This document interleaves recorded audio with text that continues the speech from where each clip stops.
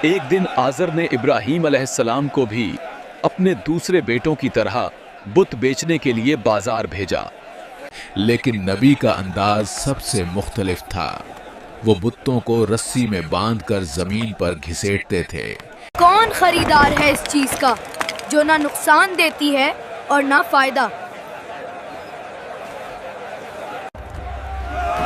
यूं लोगों को मालूम हो गया कि ये नौजवान बुतों को नहीं मानता।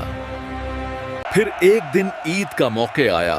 नमरूद और तमाम अहले शहर इबादत गाह की तरफ रवाना हुए और हज़रत इब्राहीम अलैहिस्सलाम को बुतखाने की निगरानी जिम्मा लगा दी गई। ये वही लम्हा था जिसका नबी को इंतज़ार था। वो एक बहुत बड़ा कुल्हाड़ा लेकर बुतखाने में दाखिल हुए और एक बड़े बुत के सुआ सबको टुकड़े टुकड़े कर दिया। फिर कुल्हाड़ा उसी बड़े बुत के कुंधे पर रख दिया। जब नमरूद और लोग वापस आए तो अपने खुदाओं को इस हाल में देखकर गुस्से से पागल हो गए। ये किसकी हरकत है? बुतखाने का ये हाल किसने किया? वो जिंदा नहीं बचेगा। हमें यकीन है कि ये इब्राहीम का काम है। वो बुतों को नहीं मानता। तुमने ऐसा क्यों किया? क्या तुझे मेरा डर भी नहीं था?